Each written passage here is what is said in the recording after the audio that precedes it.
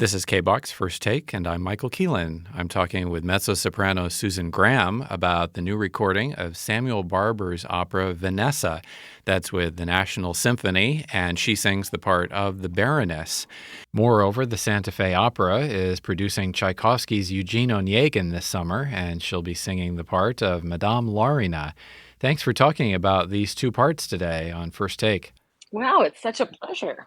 The two parts actually have some things in common, being mothers of daughters within an aristocratic setting, and they're both characters who impart wisdom with varying degrees of tact, and they both have extensive backstories. So I wanted to ask you, without there being a right answer, is the backstory of a character important to you? Oh, sure, I mean, that's some of the fun of creating a character. And, sometimes you're just making it up because there's nothing to really support it. But, I like to think I'm a great student of human behavior anyway. So when it comes to a character, I like to take them apart and see what makes them tick. I like to do that with people too, real people, living people, as well as fictional ones. Menotti was the librettist of Vanessa, the opera, and he specifically said about the Baroness that she's the one who's really strong. She represents the affirmation of life and order, and she speaks only to those who accept life for what it is. Do you find her to be a sympathetic character, and do you try to sympathize with your characters, or is acting them quite enough? Sometimes it's a pitfall that we fall into as actors and singing actors, that we try to like our characters. We try to find something redeeming about them, even if sometimes they're not the most pleasant personalities. But in the case of the Baroness, and I think she really does have good intentions, and I think that she has very particular standards about how a life should be lived. And I think that she's been deeply disappointed by her daughter Vanessa, but she sees a chance for redemption in Erika, her granddaughter. And, I played the part of Erika in the very, very beginning of my career at Opera Theater St. Louis in a really landmark production of Vanessa. Um, and playing Erica was such a thrill because she's a young girl. I was a lot younger back then, and I really sort of connected with her in a way. And the woman who played the Baroness, the part that I'm singing now, was Elaine Bonazzi, who was the most fantastic singing actress, and she just brought such authority and sort of, older woman wisdom to the role. And I was actually kind of scared of her on stage and off, but she was fantastic, fantastic artist. I cannot try to imitate her, but having lived, almost 40 years since then, I've had my own life journey to help define who the Baroness might be. Right, and those two parts, Erica and the Baroness, were both sung by Rosalind Elias, who created the role of Exactly. Erica. So you're following in her footsteps, and Right. moreover, those characters interact with one another in the opera. So what feels different in those scenes singing the other part from a musical or dramatic standpoint? Well, when we were doing the concerts and recording, this this recent recording that you're talking about, the incredible Janae Bridges was Erica, and we not only that, but we also shared a dressing room. So we spent hours talking about the part and talking about who Erica is and the relationship between Erica and the grandmother. And because I adore Janae so much, we had a very natural, familial rapport between each other. And I think that really does come across on the recording and certainly in our live performances. This is an opera where the ages of the characters and the passing of time are really central to the plot. Do you think that the standpoint from which Barber and Menotti addressed those themes was that of middle-aged people specifically, which is what they were at the time?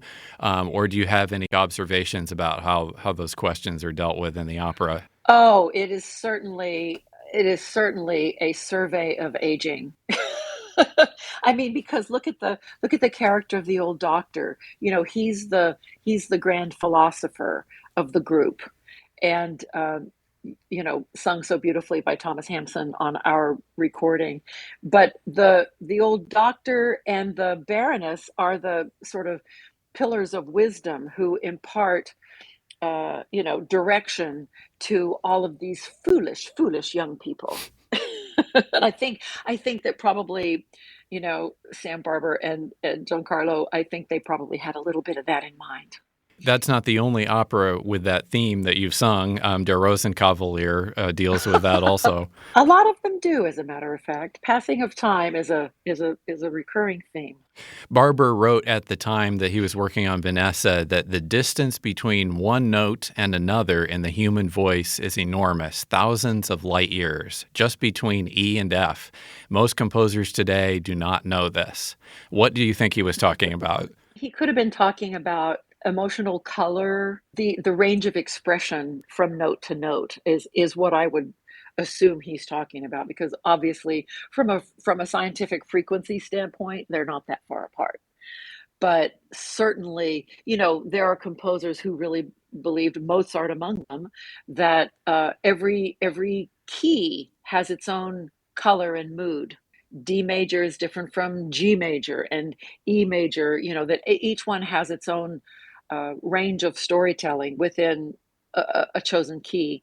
And, maybe that's what he was talking about. Certainly, Barber's writing is full of melodic expression and lyrical expression. I was singing Erika. I think I was preparing Erika the same year that I won the Met competition, 1988. How about that? And I sang Erika's famous mezzo-soprano anthem, Must the Winter Come So Soon, as my Met competition piece. And I won with that aria. And so it's always been such a special piece to me. And I remember performing it in the context of the opera and the performances in St. Louis, that I was kneeling on the stage, and I was supposedly looking out the window into a snowy landscape, and singing about the coming of winter, and it has a cold starkness to it, and I'll never forget it. That music really sticks with you. Very poetical image, and that also is a good transition into talking about Eugene Onegin, which is going to be in Santa Fe this summer.